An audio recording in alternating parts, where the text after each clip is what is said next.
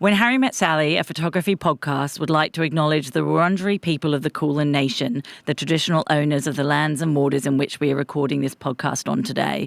As people who work with artists seeking meaning and knowledge through storytelling, we recognise the first peoples of this nation have been doing so for over 60,000 years. We pay our respects to elders past, present and emerging across Australia.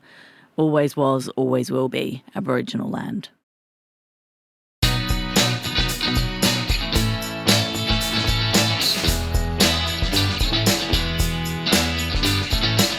Okay, Nikon Australia is one of our fantastic sponsors that have helped us with season 2, and we are so thrilled for their involvement, aren't we, Harri? We're absolutely thrilled with it, yes. So today we're back in the podcast rooms and we're wanting to do an advertorial with Nikon, and when we had a chat to them, they said there is no one better to talk to than David Dare Parker, who is one of our Nikon ambassadors, and we are thrilled to be here on Zoom with David over in Western Australia to talk about his illustrious career and wonderful stories that he's going to unfold. And again, thank you, Nikon, for everything that you have done for When Harri Met Sally, a photography podcast. And hello, David. Hello, David.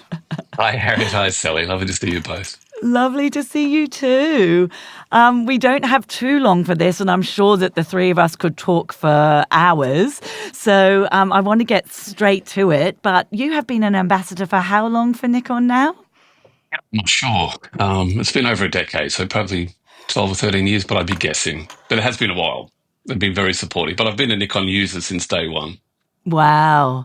And it goes back almost 4 decades. 4 decades, wow. And I guess you've seen a big change in your career over that time. Yeah, I'm slowing down. Aren't we all? Are we all, darling? That's There's why we're doing podcasts. Changes. We love it. Oh, it's a whole new world, this. But yeah, it's fascinating nonetheless. But no, there's been a lot of changes. I mean, you know, I have no nostalgia for film or the darkroom, even though it was an important part of my life. And yeah, once I realised the digital sort of benefit. Sorry, go on. No, that's okay. I was just going to say, so what sort of photography did you start doing originally? It was pretty much, well, I was a musician when I first started out. I think I was a professional musician from 15 to 25, and I took up photography as a hobby because I had pretty much the day free, and it was always going to be photojournalism. So, you know, I had my heroes and went about emulating their lives, I guess. Sold the guitars, added a couple of extra camera bodies and just jumped on a plane. And when you were a musician, were you a guitar player or a drummer? No, I'm a guitar player. I still play. I still do the odd gigs. Yeah, we love a good guitar player. We do gigs here in Margaret River, yeah. But you didn't think of going into the music industry to shoot? No, I have done. I mean, I did every time there was a touring act in the 90s, I guess. I was TV Weeks photographer. I'd go out and cover concerts and things. So I've mixed it up. I mean, you have to. Living as freelance in Australia, you've got to do many different things. So, you know, I did do rock photography, believe it or not, AC/DC, Phil Collins, Kiss. But my first love was, I guess, you know, documentary style photojournalism and parachute journalism in a way. I mean, sometimes I just jump in and cover a story and then leave. And then the film industry. I was also a film stills photographer, which I'm still doing. I mean, photojournalism sort of died a bit. Were you always doing the film stills alongside with the photojournalism right from the beginning, or is that something you took up sort of a bit later on in your career? Look, when I got back to Australia from living in London, I was trying to make, you know, I introduced myself to people in London, so I had a few contacts when I came back to Australia. But the film industry, actually one of my heroes was Robert Capa, the Magnum, who started the Magnum Collective. And he had an affair with Ingrid Bergman, which I thought was interesting. You know, when he came back and he spent some time at a film set and went back to the agent and said, look, chaps, this is a way we can kind of help finance and keep the agency alive. So that's where I got the idea from. Yeah. So I always thought, like, I couldn't have been a photojournalist without having a parallel career in the film industry. Yeah, that's so interesting for people to hear. Oh, I was just going to say that. And can you just elaborate on that a little bit? Why that you couldn't have done that? Just for our audience. Well, photojournalism just doesn't pay. Okay, you just can't earn a living as a photojournalist, really. No. Maybe there might be a top tier that does. It was on contract or gets the more regular jobs. But I was a little bit too far away. I did get assignments, good assignments from the likes of Time and New York Times, but not regular enough to really earn a living from it. Can you talk about perhaps one of those really good assignments that you have worked on? Look, most of the good assignments were self-assigned, to be honest. And most assignments that I were getting might be 2 or 3 days, whereas I'd have to spend 5 or 6 weeks in a place. So it's handy to pick up an assignment for like Stern or for the New York Times or Time. And I think Time, that last one of the most interesting ones, I think I covered some of the conflict in East Timor, Timor-Leste in 2006. And Wow. and I got that because I'd covered it in 99, when it became independent, and that was all self-funded. And a lot of your work is incredibly evocative and emotional. And how do you go, in instances of being amongst such poverty or war-torn areas, or, when you do your personal projects and you spend 5 or 6 weeks in places that some of us will never, ever get to go to? I think part of it is to me, it's like, look, it does affect you. The camera's not a shield. I think if it didn't affect you, then you shouldn't be doing it, to be honest. I mean, and I've questioned, it's hard to put a camera. I've always been pretty shy. So to shove a camera in someone's face and take a photograph, I'd have to justify that almost every click. And sometimes in the early days in particular, when you couldn't see what you were shooting straight away, your only relationship with someone was like 2/50th of a second. Whereas now you can kind of slow down a little bit, show the back of the camera, explain to people what you're doing. And I find that a lot more involved, a lot more collaborative. I kind of like that. Oh, that's so But to think that interesting. you're not affected by these things, I mean, I'm not sure if my PTSD was because of that or because of some of the actors I've worked with, but Or it's podcasts you've complicated. done. Well, I get people trying to diagnose me with things, but if they haven't lived my life, I mean, it's kind of, how worthy are they to judge? So I am who I am, and I'm sure part of everything that I've done has influenced that, and the nervous twitches and the odd kind of eye blinks and things. I've earned those. So it's like, obviously you've had a really diverse range of kind of work you've done, from working with, like you say, actors and film stills to, being a documentary photographer in far-flung places. And I guess, like, just bringing it back to, our wonderful sponsors, Nikon, you've been using those cameras the whole time. And is there a reason, like, is there that diversity and flexibility with those cameras that you can kind of take that same body to each shoot? Or is there specific things that you use for each shoot? No, there are specifics. I mean, look, Mm. I've got a couple here I can show you. They're not too far away. That's my workhorse, which is the Z9. Can you see that? Yep. On a film set, I tend to use longer lenses, so I might be like a 70-200 or something because it's a little more flattering. Yep. Whereas something like this in the photojournalism, I think the widest I'd probably use is about a 35. And Yep. how are your shoulder muscles? Well, you do, and your body does pay a price. Oh, yeah. Well, that was a very big lens, and I do understand that. So now we're looking, because those that are just listening to this, we're now looking at a much shorter lens, and we've got a Nikon. What's that? That's a there? ZF, That's the which I ZF. love Yep. because my first camera was an FM. Mm-hmm. After that, I had F2s and Yes, I F2 with the started motor with drive. F2. The motor drive was like a block of flats. The F1 was a great little camera. They've got this retro styling for this, and I love this thing. But that's my carry around. I tend not to carry that to work. That's a great little camera. I've used that one before as well. It's They just are lovely, beautiful. isn't it? Yeah. Well, it's got this gorgeous 40mm F2 on it, which is just lovely. Yeah. It's sort of between a 35 and a 50, so it's like sort of Cartier-Bresson, sort of, Yeah. It's your and a little workhorse, bit is it? wider. That's a mirrorless camera, isn't it, David? Yeah, they're all mirrorless, thankfully. I mean, I shooting films on a film set was a nightmare because you had to, bury it in a blimp, which is looks like an underwater housing or something, but to silence the cameras and not. So the thing was about this big, and you're trying not to draw attention to yourself or get in the eye lines of actors. That thing was a nightmare. So when And mirrorless came out and they had a silent mode, that was game changing. Bit of a cliche, but it was absolutely game changing and Yeah. much less interesting. stressful on the set. Yeah, interesting. Yeah, the last thing you want to hear is the shutter. Well, you got to talk. Sometimes I like to shoot through takes, not always through rehearsals and things. So, then the only thing I've got to worry about is not distracting the actor from remembering their Yeah. lines. And you're the first person they look at if they don't remember their And lines. what do you do? I don't know. Don't ask me. I know. I can't say anything. I just don't respond. You've got to be invisible, to be honest. You can't. If you respond and they get upset, then you've got to think there's probably 150 people involved in the making of even any scene. And if anything that holds it up, that's expensive.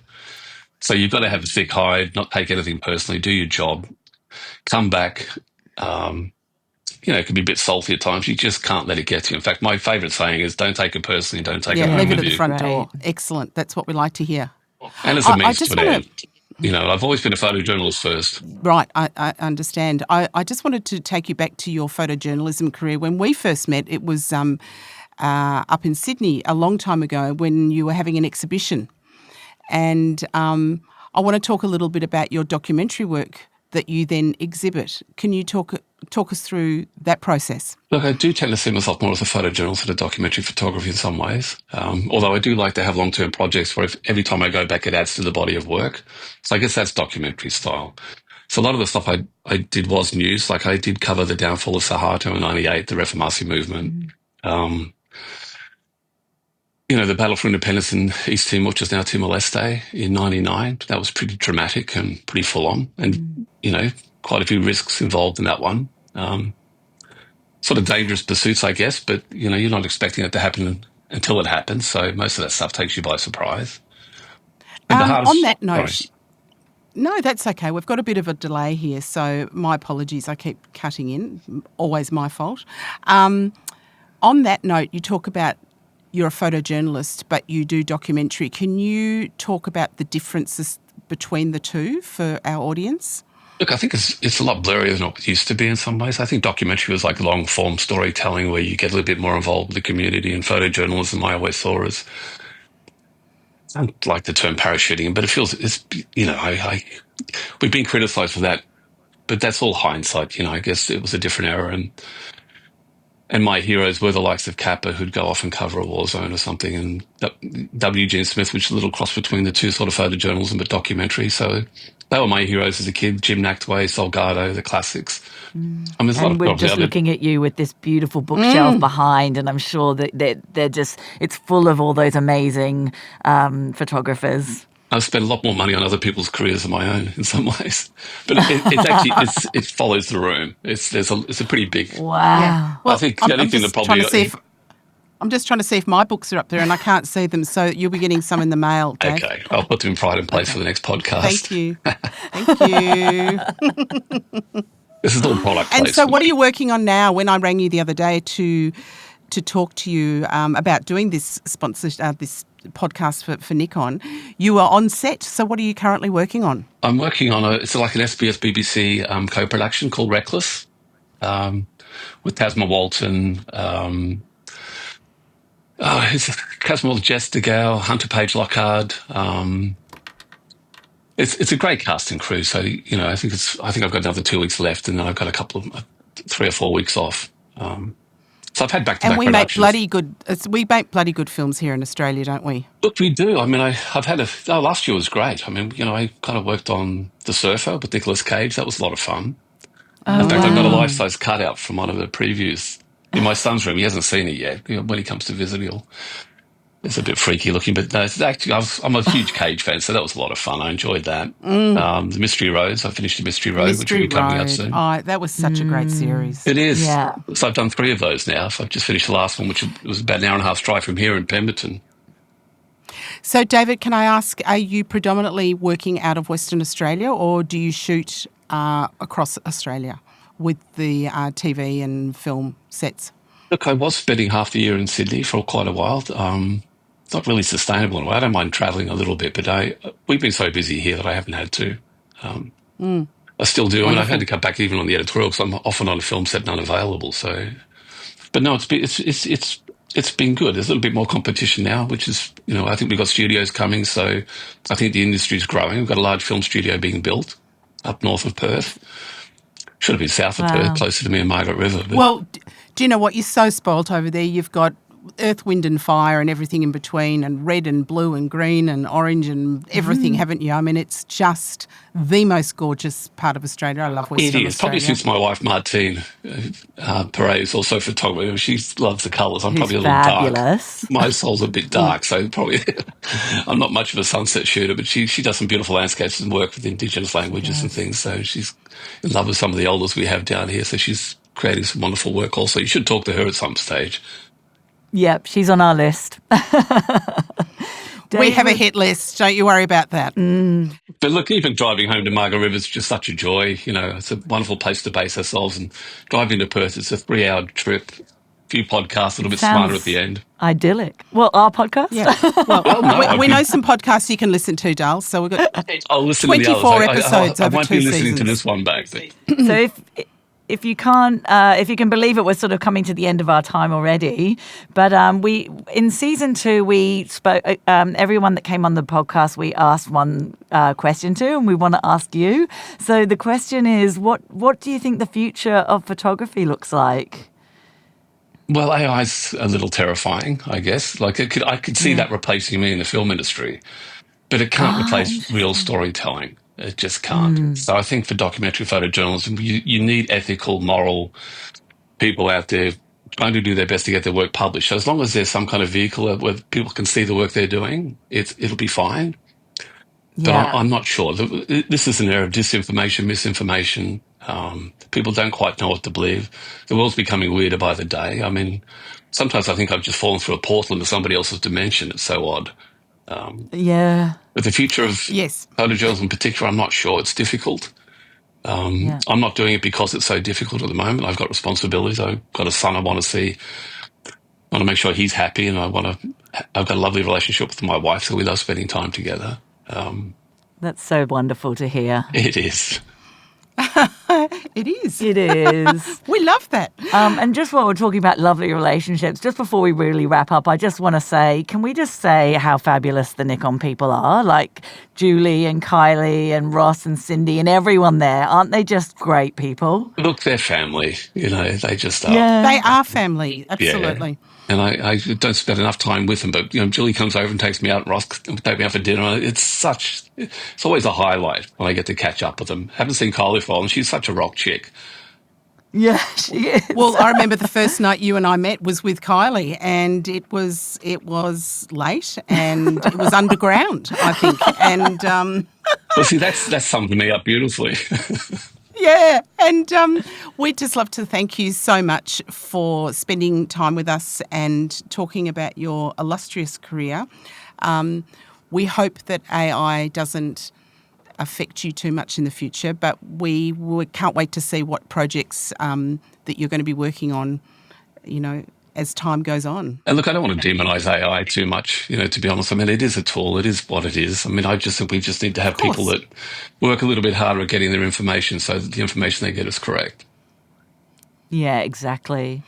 All right. Well, look, we're wrapping up, and we'd just love to say again thank you to David Dare Parker and to Nikon Australia for connecting us again. And it's lovely. Harriet and I have both enjoyed seeing you. Even though it's been on Zoom, and we've had a few glitches, but nothing that hasn't made it perfect. Yes, it's been fun. Thanks so much, David. Oh, it's an absolute pleasure. Lovely to see you both again. Wow, wasn't it another fantastic episode? So much fun. And Harry, none of this is possible without the fantastic help we've had from, take it away, Shaquille Raymond, what a rock star audio engineer. I like that. Martin Stevens, my husband, for his guitar prowess on the intros and outros. And Shani Power, who is doing all of the behind-the-scenes photos and design of everything to do with the Instagram posts. Thank you all so very much to help us get our podcast out. We'll see you on the next one. We will. It's been wonderful, Harry. Thanks, darling. Bye-bye. Bye.